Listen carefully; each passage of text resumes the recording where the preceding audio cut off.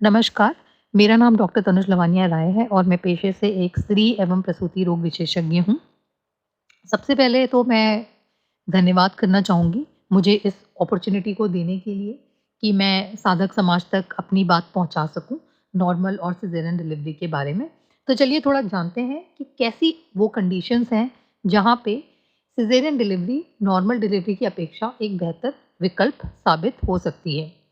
तो माँ बनना एक बेहद ही सुखद अनुभव है। कई भावी माता-पिता एक प्राकृतिक प्रसव यानी अंग्रेज़ी में अगर मैं कहूँ तो नॉर्मल डिलीवरी का सपना देखते हैं और बच्चे को नॉर्मल तरीके से जन्म देने की छवि हमारे मन और समाज में एकदम बस गई है। बच्चे के जन्म के बारे में ये स्वीकार करना बेहद ही ज़रूरी है कि नॉर्मल डिलीवरी एक पसंदीदा मार्ग है, पर यह हमेशा संभव नहीं है। मैं आपको कुछ ऐसी ही कंडीशंस या परिस्थितियों का उदाहरण देना चाहूँगी, जहाँ हम एज़ डॉक्टर्स मरीज़ को सिज़ेरियन सेक्शन की सलाह देते हैं या अंग्रेज़ी में अगर मैं बताऊँ तो ये एलएचसीएस की बेहद ही महत्वपूर्ण इंडिकेशंस मानी जाती हैं और इसमें बच्चे और माँ दोनों की जो है भलाई छिपी होती है। तो आइए ऐसी कुछ कंडीशंस के बारे में जानते हैं। तो सबसे पहली जो इम्पोर्टेंट कंडीशन है वो है कॉन्ट्रैक्टेड पेल्विस। तो कॉन्ट्रैक्टेड पेल्विस होती क्या है?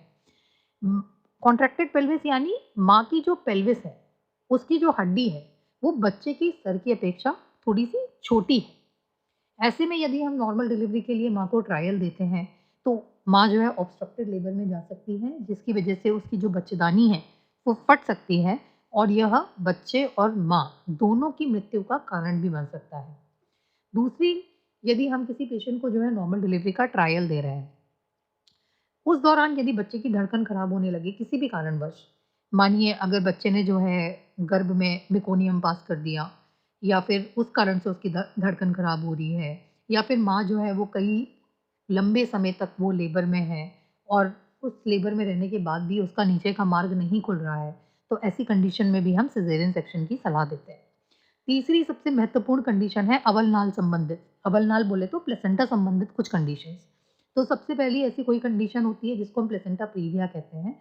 प्लेसेंटा प्रीविया मतलब कि आपकी जो अवलनाल है वो सर्वाइकल ऑस को पूरी तरीके से ढक लेती है। दूसरी एक कंडीशन होती है कि अवलनाल जो है वो बच्चेदानी से छूटने लगती है जिसे हम एब्रप्शन कहते हैं। उसके अलावा अवलनाल बच्चेदानी से एकदम चिपकी हुई होती है जिसको हम प्लेसेंटा अक्रीटा भी कहते हैं। तो ये मैं आपको बताना चाहूँगी ऐसी कंडीशंस में अगर हम नॉर्मल डिलीवरी के लिए ट्रायल देंगे, तो माँ को इतनी ज़्यादा ब्लीडिंग हो सकती है कि वह फिर से बच्चे और माँ दोनों के लिए बेहद ही घातक साबित हो सकती है। उसके अलावा अगली कंडीशन की अगर हम बात करें तो वो है बच्चे की एब्नॉर्मल प्रेज़ेंटेशन, जैसे कि ब्रीच। ब्रीच यानी बच्चे का उल्टा होना। कई बार आपने सुना होगा कि मेरा बच्चा पेट में उल्टा है तो डॉक्टर ने सिज़ेरियन के लिए बोला है। तो वो जो इंडिकेशन है वो माँ के लिए नहीं है, वो बच्चे के लिए है, वो बच्चे की सेफ्टी के लिए है। क्योंकि अगर हम ब्रीच को स्पेशली अगर मैं बात करूँ तो फुटलिंग ब्रीच को अगर हम नॉर्मल डिलीवरी का ट्रायल देते हैं, तो वो बच्चे के लिए घातक साबित हो सकता है। उसके अलावा अगर आपका बच्चा आड़ा है या फिर अगर बच्चे की फेस प्रेज़ेंटेशन है, उस केस में भी हमें सिज़ेरियन सेक्शन करना पड़ता है। अगली कंडीशन के बारे में अगर मैं बात करूँ, अगर आपके पेट में जुड़वा बच्चे हैं या फिर आपके पेट में ट्रिपलेट्स हैं और जो पहले बच्चे की प्रेज़ेंटेशन है वो सीधी नहीं है, वो उल्टी है या फिर आड़ा है आपका बच्चा, तो उस कंडीशन में भी हमें सिज़ेरियन सेक्शन करना पड़ता है क्योंकि ये एक बेहतर विकल्प है बच्चे के लिए। उसके अलावा अगर मैं बच्चे की वज़न की बात करूँ, तो बच्चे का वज़न यदि 4.5 किलो से ज़्यादा का है, तो हम यूजुअली सिज़ेरियन सेक्शन ही रिकमेंड करते हैं। अगली सबसे महत्वपूर्ण कंडीशन की अगर मैं बात करूँ कि पुराना यदि किसी का सिज़ेरियन हुआ हो, तो उस कंडीशन में जो है अगली डिलीवरी कैसी होगी? ये काफ़ी मरीज़ों के मन में जो है बड़ा सवाल-सा रहता है। तो ये भी बड़ा कॉम्प्लेक्स सा विषय है। तो इसमें क्या है कि अगर किसी का पुराना सिज़ेरियन हुआ होता है, तो उसमें कुछ ऐसे प्रीरेक्विज़िट्स होते हैं जो कंप्लीट करने पड़ते हैं कि मतलब पुराना जब आपका ऑपरेशन हुआ था, तो बच्चेदानी पे जो है इंसिजन कहाँ पे दिया था? अभी जो इंसिजन है उसकी हीलिंग कितनी हुई है, मतलब स्कार थिकनेस हम लोग मेज़र करते हैं कि स्कार थिकनेस कितनी है। उसके अलावा जो बच्चेदानी की सिलाई हुई थी वो किस सूचर से हुई थी।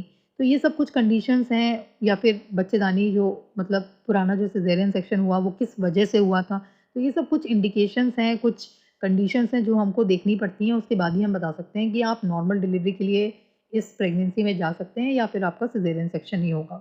उसके अलावा अगर मैं माँ संबंधित कुछ बीमारियों की बात करूँ तो जैसे अगर माँ का बीपी बहुत ज़्यादा बढ़ा हो प्रेगनेंसी में, जिसे हम सीवियर प्री एक्लैम्सिया कहते हैं या माँ को दौरे झटके पड़ने लगें जिसे हम एक्लैम्सिया कहते हैं।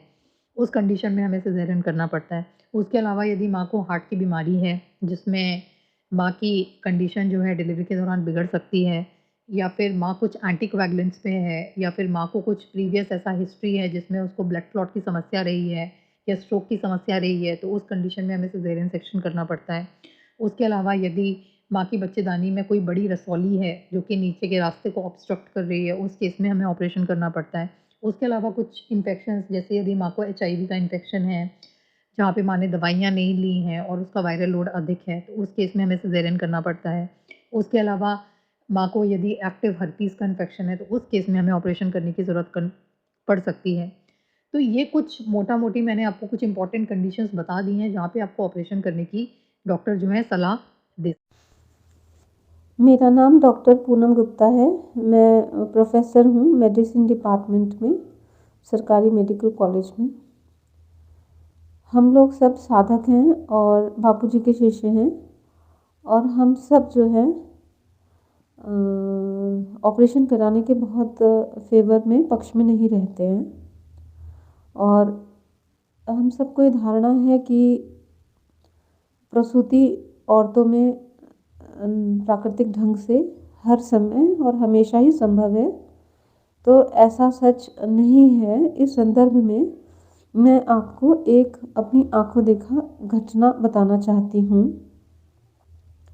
मेरी अपनी भाभी की पहले बच्चे में जब दर्द उठा था, तो जो डॉक्टर थी उन्होंने उसकी पूरी कोशिश करी कि नॉर्मल डिलीवरी हुए और हो जाए, और डिफ़िकल्ट था, पर उसमें उन्होंने पूरी कोशिश करी और नॉर्मल डिलीवरी कराई। जब कुछ साल बाद दूसरे बच्चे की बारी आई, तो हम उसी डॉक्टर के पास गए, क्योंकि वो डॉक्टर पे हम लोगों को विश्वास था और वो बहुत धैर्य से नॉर्मल डिलीवरी कराने की पूरी यथासंभव प्रयास करती थी।